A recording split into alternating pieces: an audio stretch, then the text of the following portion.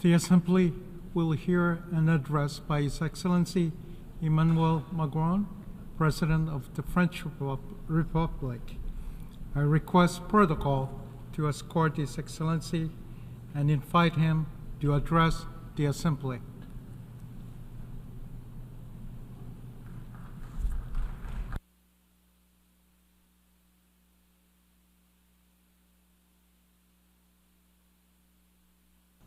Monsieur le Président, President of the General Assembly, heads of state and government, ministers, ambassadors, ladies and gentlemen. I'm speaking here on behalf of a country who will never forget what nations are capable of doing when they are united. Freedom. And France has just paid tribute indeed this year to the peoples of America, Europe, Africa, Asia and Oceania, who allowed us to liberate ourselves from the Nazi grip. Progress and peace also. France, with its peoples, have created a community of free states, sovereign states, able to engage with each other and to understand what is essential. Also, hope. Much like we've seen in recent times during the Paralympic and Olympic Games that France hosted this year, with beauty, enthusiasm and the support of the peoples. However, despite this, the Olympic truce that we wanted here did not come to life. However, the danger of words without action and impotent diplomacy are before us every day. However, our organization is facing the biggest convergence of crisis possibly ever after its 8 decades of existence. And the feeling of a loss of control is growing when faced with wars, with climate change, increasing inequality, injustice. And every day humanity seems to be more fragmented at a time when the circumstances would require us to find common responses, strong, effective responses. These 2 words, United Nations, need to embody hope once again. And what must we do for this? We need to find this essential bedrock of this, and that's what I wanted to touch on briefly. Above all, first and foremost, we need to restore the terms of trust and respect between peoples. And here I can see them often trampled in our debates. To do this, we need to pay equal attention to those who are suffering. As I mentioned here 2 years ago, in fact. Let's stave off the possibility of having double standards. One life is equal to another. The civilian protection is an imperative norm and must remain our North Star at a time when this year we are marking the 75th anniversary of the Geneva Conventions. And let's not let the idea take root for a moment that those who died in Ukraine are from the north, that those who have died in Gaza are from the south, and those who die in the conflicts in Sudan in the Great Lakes region or in Myanmar would be those who've consequences, who are alone and ignored. Let's regain control and restore this confidence and trust, which means that we should look for peace everywhere and not accept any differences at a time, or indifference at a time when human lives are at stake.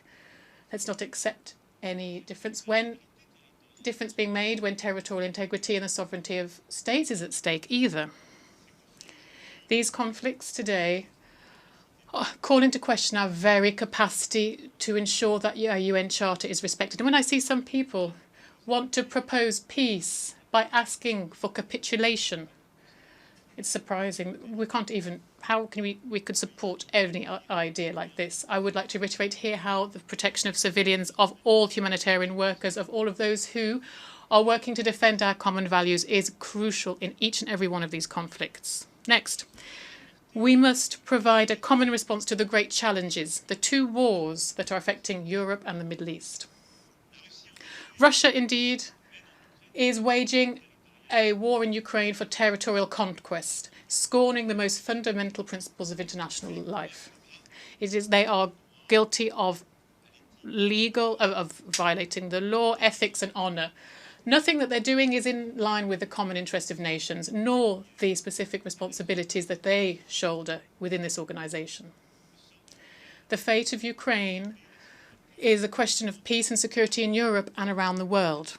Because who could still believe that they are protected from their bigger neighbours, the violent neighbours, those avid ones? If we let Russia win this as if nothing happened, no one could do that.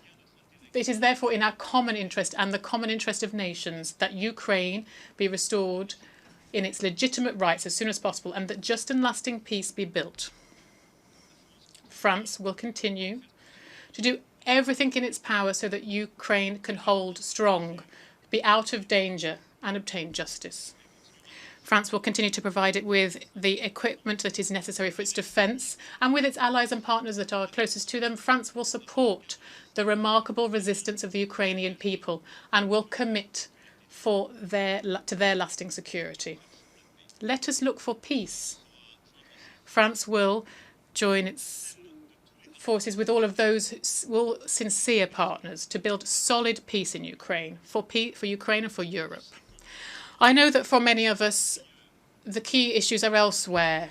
There's a long list of forgotten wars, unjust victories, badly negotiated resolutions, or perhaps resolutions that are never implemented. I am not forgetting any of them, even if I can't list them all here. President Tshisekedi, who spoke earlier at this tribune, said that the situation in the Great Lanes, and I will go back to him and President Kagame in a few days, we'll cover that. That is of concern to us as well. And in Armenia, Prime Minister, which France stands strongly shoulder to shoulder with the pressure from Azerbaijan and territorial intentions, the international community must be there so that peace negotiations are successful and so that the internationally recognized borders are preserved. But I know that for a lot of the people here, the essential issue beyond these wars is together, and it's also for us together here in Gaza, where the fate of the Palestinian people is currently present and heavy over all of our debates. On this topic, on such a complex topic, I'd like to say clearly France's position from day one. We condemn strongly the terrorist attack, which was terrible and unprecedented, carried out by Hamas against Israel on the 7th of October. Terrorism is unacceptable, whatever the causes may be, and here we mourn the victims of the Hamas's attack on the 7th of October. They include 48 French citizens. I express my compassion, friendship, to all of those families who have lost children, parents, friends on the 7th of October. We ask also once again and solemnly for the hostages to be released. Amongst them, there are also several French compatriots too. And here I wish to commend the efforts of the United States of America, Egypt and Qatar to achieve this. This remains a priority for us all. Israel, when faced with this terrorist attack, has a legitimate right to protect their own people and to deny Hamas the means of attacking them again. And no one here could have suffered something like the 2nd of October without there being consequences. However, the war that Israel is waging in Gaza has gone on too long. The tens of thousands of civilian victims in Palestine cannot be justified. There is no explanation possible for this. There are too many innocent people who have died, and we mourn them too. And those people who have died are an outrage for humanity and a dangerous source of hatred, resentment, which threatens and will threaten everyone's security, including that of Israel tomorrow. So this war needs to stop, and a ceasefire needs to happen as soon as possible, at the same time as the hostages are released. And humanitarian assistance needs to arrive en masse in Gaza. This is a position that we have held since October 2023, where the resolutions with many of us. Let's hold the first humanitarian.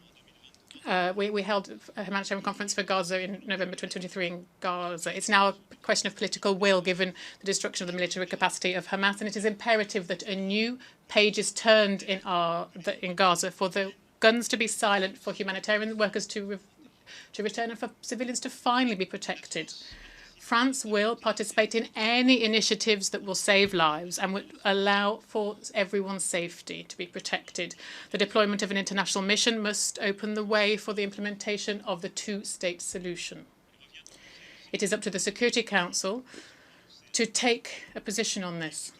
And also, without further ado, the necessary provisions need to be taken to preserve the link between Gaza and the West Bank, to restore Palestinian Authority and its functions, and also to ensure the reconstruction of the territory, and to once again make life possible, quite simply.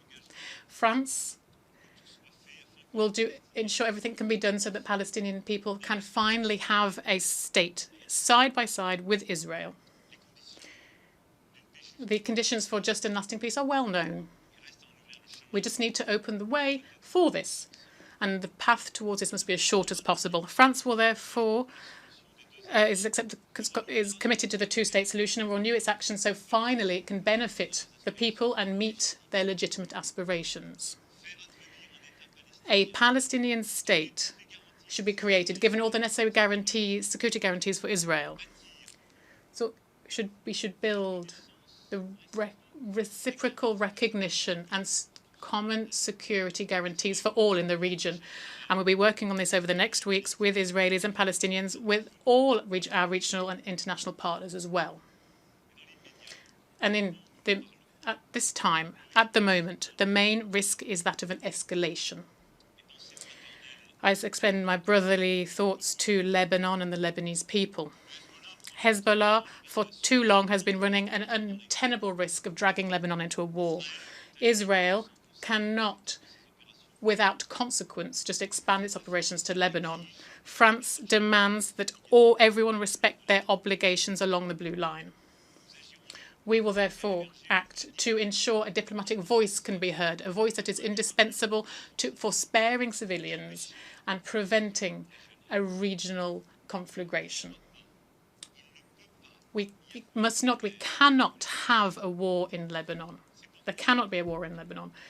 This is why we urge Israel to cease this escalation in Lebanon, and we urge Hezbollah to cease the missile launches to Israel. We urge all of those who provide them with the means to do so to stop doing so.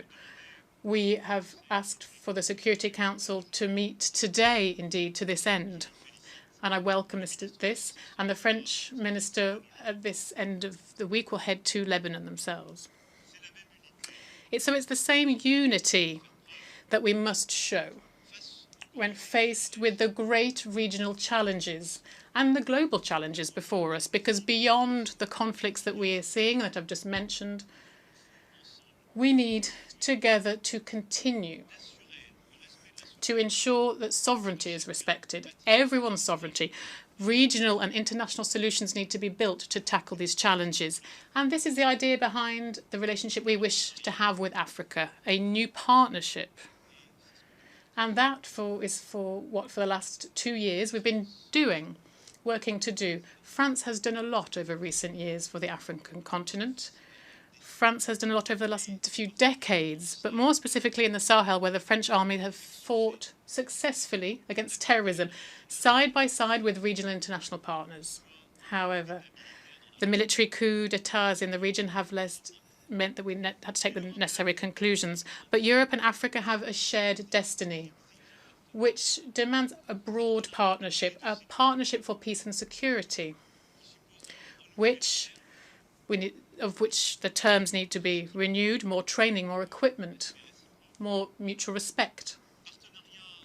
Also, there's partnerships that is underpinned by economic, energy, sport aspects, as well as cultural, memory aspects. And that's what with Benin, Senegal, Cameroon, Algeria, Morocco, and many other countries. This is what we have been patiently building over recent years, and something we will continue to do. So this is the same philosophy that for the last 6 years we've been embodying in order to build a partnership with the Indo-Pacific region, where France has an ambition to contribute to the respect for international law, without which there will be no prosperity. In this region, which has seen over recent years much development, a lot of people try to trample on rules and impose their wills by force. France is proposing an alternative not to replace anything, but to give states in the region once again the possibility to choose their partners on a project-by-project basis.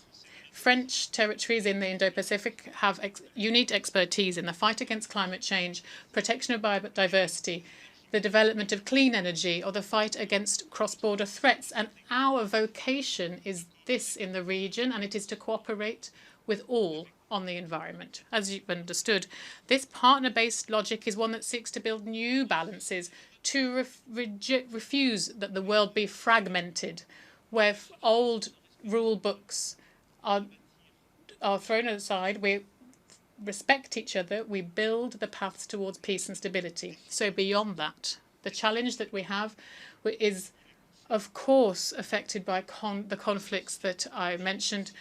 But we must not lose sight of our multilateral agenda because of all of this, nor should we lose the effectiveness that we've committed to. And having gone through the pandemic, which reminded us so blatantly of the importance of some of these common challenges, we should not forget that we need to bear all of this in mind. And so I believe profoundly that effective multilateralism has never been as necessary as today.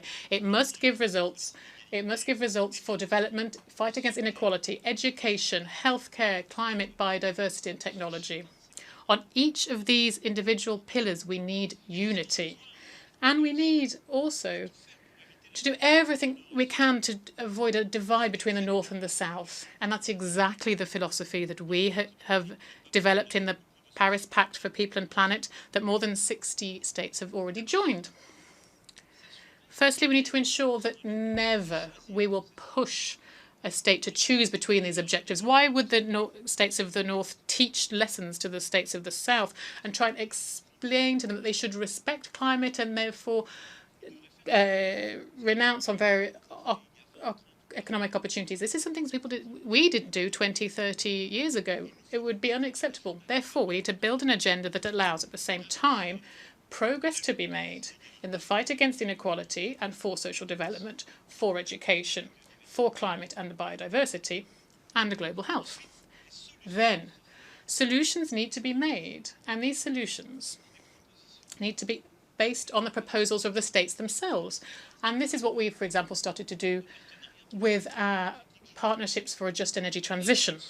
Not having one size-fits-all solution for all from capitals where we go to inspect countries and ask them to all follow exactly the same recipe.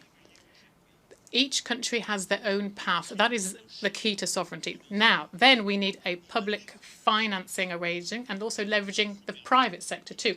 And that meant that this is what allowed us 3 years ago to properly support the IMF's special drawing rights and to obtain the reallocation of more than 100 billion special drawing rights for the benefit of the countries who need that most urgently, particularly in Africa. This was a silent revolution, but it was crucial. And this is why, with this pact, we were here with his members here on the effective authority of President Macky Sall and with the support of the United Nations, of the OECD, and organisations concerned. This is why we wish to pursue these reforms and carry out far-reaching reform of multilateral banks, of our financial institutions. We launched this objective for shared financing, bringing together development banks from across the world, including those whose agendas aren't quite aligned.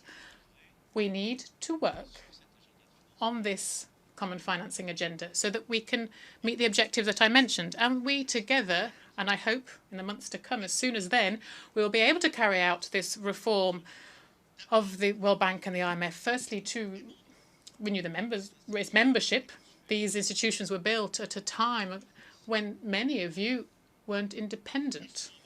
So the structure of capital needs to be restructured to make it stronger. The World Bank and the IMF were only conceived, balanced, calibrated at a time when the challenges were very different, when the global economy wasn't as big, where the population was completely different. So we need to lift these absurd taboos of blockages caused sometimes by the biggest countries, which are prevent others from receiving money because they could be diluted.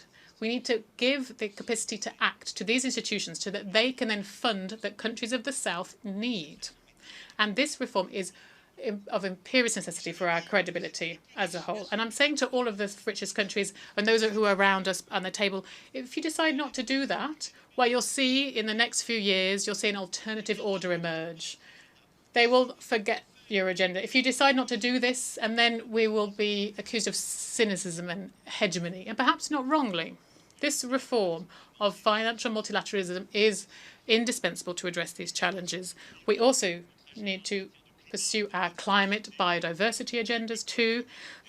We have upcoming COPs, very important, all of them, and France will play its part, particularly with Costa Rica convening for the United Nations an important meeting for oceans in Nice in June 2025. Here we'll have the UN Oceans Conference, and we will continue work on this. And I hope that a lot of you here will be able to ratify what we've managed to achieve over recent years, particularly the Treaty on the Protection of the High Seas. This is crucial. And we're also continuing to make progress on the question of water. That's also indispensable with the new One Planet Summit on water. This is alongside Kazakhstan and Saudi Arabia. I won't go into detail, of course, on all of the topics that are necessary, but I do wish to recall that how pressing an issue artificial intelligence is. It's important for all states here to coordinate on this. We need to foster innovation, of course. We need to ensure that the innovation and artificial intelligence need to make sure it's accessible to all peoples and countries of the planet, and so it doesn't fuel more division and inequality. But we also need all of this to be developed within an ethical, democratic framework created by the peoples of the planet that is resolute. We cannot let some people, a few private actors who are on the cutting edge of this innovation at the moment, think about the future of this for our peoples. This is why France, in February 2025, will convene the next Action Summit for Artificial Intelligence. But I'm sure you've understood the aim is to build this common framework, and I welcome the work that's been done and coordinated by the Secretary General and the Global Digital Compact, which is built using the best of expertise, and it enshrines this philosophy, which we subscribe to totally. To conclude, ladies and gentlemen, and I'm aware, of course, that I've forgotten so many difficult situations, from Venezuela to the heart of Africa, and so many other tensions in Oceania. I want to talk about our institutions. I hear a lot of people say that what we need to do to the UN is just throw it in the bin. There's no point in it. We can't resolve conflicts. Why do we have it? So here, let's show a constructive kind of impatience. And we can't just be satisfied with not being able to resolve things. But we know who's responsible. While we have a Security Council that is blocked reciprocally according to each another's interests, while that's still the case, we won't be able to make progress. Is there a better system? I don't think so. So let's make the UN more efficient.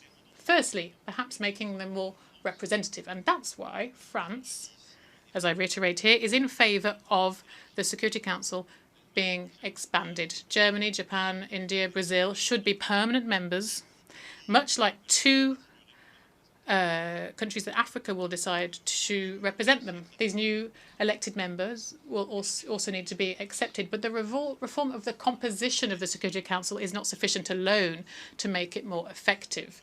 And so I wish this reform also how it should also change the working methods to limit the right of veto in case of mass crimes, and also to focus on operational effective decisions that peacekeeping needs and maintaining international peace and security needs, rather. This is why we need to be brave and audacious and to do so. And with the current permanent members, this is something we should be doing.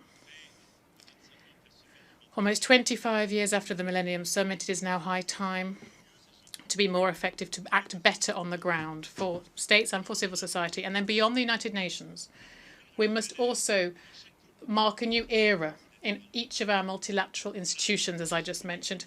These are the few words I wanted to share with you, ladies and gentlemen, today. At a grave time of our world order here where so many conflicts seem unresolvable, I will say that France will continue to carry this voice that is loyal to its values, that is demanding, that refuses to oversimplify the context, and that France will continue to defend the simple values that principles that we've always defended. Human dignity, the respect for the principles of the Charter, and beyond conflicts and the current news cycle, we continue to build with you a fairer and more effective international order. This is what we will continue to advocate for alongside our friends and our allies. But also, we should be free to say no sometimes. We should sometimes be able to refuse the cynicism of the time, or some things that seem obvious but are not. Thank you very much for your attention. On behalf of the Assembly, I wish to thank the President of the French Republic. We have heard the last speaker in the general debate for this meeting.